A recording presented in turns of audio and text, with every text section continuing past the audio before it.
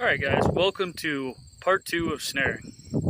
Now, in the last video we covered on how to build it, how I build my snares, how I support my snares, and I talked about the sturdiness of the support, how important that is.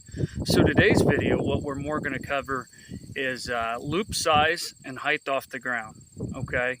And like I said in my last video, I believe a lot of trappers or new snaresmen or gals overthink this. Okay, so today I'm going to show you my method on how to narrow that in, but I'm not going to lie to you. It's a learn yourself thing. I'm not going to give you a direct height and a direct size for your loop. Okay, so we'll go ahead and get into this, but I think this will help you visualize and become a better snaresman doing it this way. Alright guys, so here's the snare setup, and I would say this setup would be, at least on this trail and with the incline going up this hump, I'd say that'd be about the loop size I'd use for coyote, bobcat, red fox. And it's about the height I want too. So on this particular situation, I'd say it's about 15 inches off the ground, height-wise. It doesn't look it on camera, I know. And the loop size, I don't even, it's just a teardrop. I'd say it's taller than, more so than it is wide. And I'm not even going to give you a guess on that. But anyways, you see here, there's a trail going up. It's blended in, especially where my support is. And then it just comes down here. This trail does. All right, so if I was going to trap for those three animals on this trail, I would probably have it set up like that. Now, if I was going to target more specific bobcat, I would probably go ahead and take that loop size down a little bit. Just because they tend to have a smaller neck. You're going to visualize this animal, guys. Whatever animal you're trapping, coming down the trail. And when you're snaring, you can hone in on that or target that animal, but you really need to just look up the trail and visualize that animal coming from either way up and down the trail. All right, so I went ahead now and I moved this snare down, right? Because now we're envisioning, even though this is more of probably a coyote trail, it's coming off a terrace, cross into a cornfield. You know raccoon will travel this as well. Okay, so now our loops just probably 3 inches off the ground, and it's laying it kind of at an angle, so, and the loop size has actually decreased quite a bit. Still a teardrop style, but this will catch a raccoon. And what I'm going for with a raccoon is, like I said, you got to visualize how this animal's traveling, but you also got to think animal anatomy, the animal's build.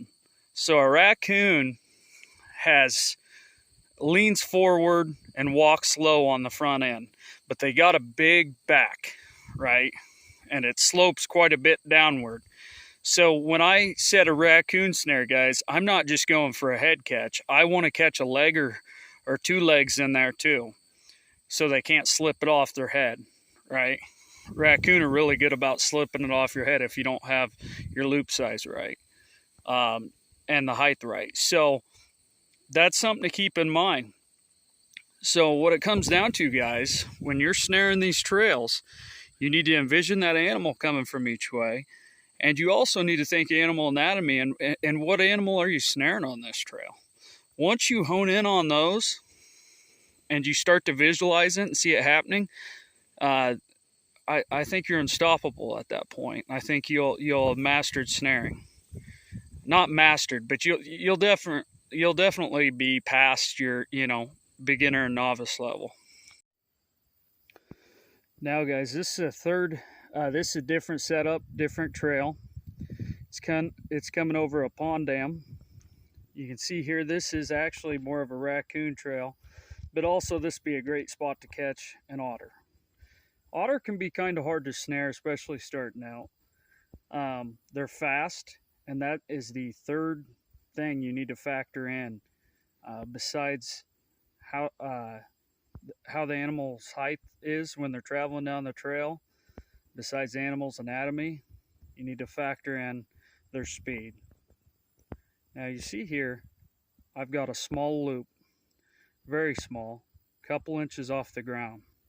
Otter are extremely fast, and I mean extremely fast. And so as soon as he hits that with his front feet, I want it to be singeing down about shoulder, behind the neck and shoulder area, but I also want his feet in it. Okay, so that is the third and final thing when snaring, is the speed of the animal.